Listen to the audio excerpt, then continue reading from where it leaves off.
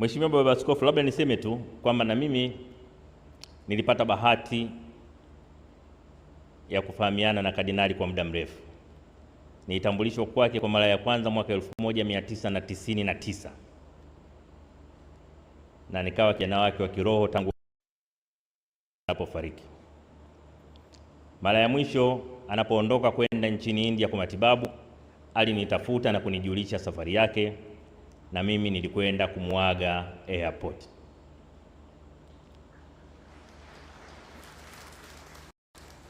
Usingeweza kufikiri ni mtu mwenye maumivu, ni mtu mgonjwa sana. Alisimama, alitembea na mimi zaidi ya hatua 20 akinionyesha ambavyo bado ana dhamira ya kuendelea kuishi. Lakini Mungu peke yake alikuwa anajua tarehe yake ya kuondoka ilikuwa lini. Mheshimiwa Baba Askofu Ruwaichi, tarehe 12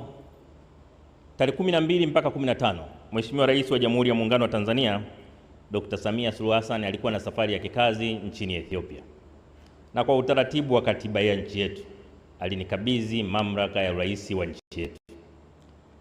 Akiwa angani ndio nilipoletewa simu ya kujulishwa hali ya Mhashamu Polycarp Pengo imebadilika, lakini pia amesisitiza kwamba chochote kinachoweza kutokea kwake atafarijika kikitokea akiwa ndani ya ardhi ya Tanzania.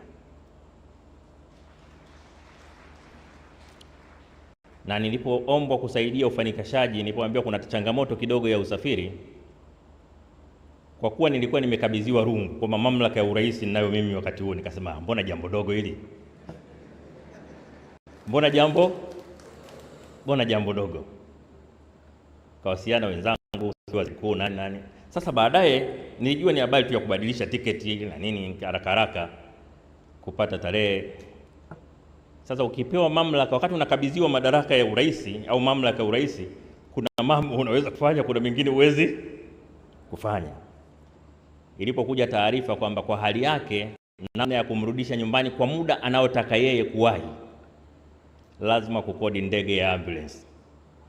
Sasa hapo kwenye ndege ya ambulance, hayo madaraka ya urais yakataka kunitokea puani. Hapo washauri wakasema ikifika hapo sasa, hapo lazima rais afanye maamuzi. Basi nikamwandikia rais wetu ujumbe mrefu kumweleza mchango wa miaka 35 Kardinali Pengo. Alifanya hivi. Mwisho rais akasema makamu, mbona unazunguka sana, sema shida ni nini? Nikamwambia shida ambulance. Rais Samia akasema nimeridhia, fanyeni mchakato, ifanyike haraka sana.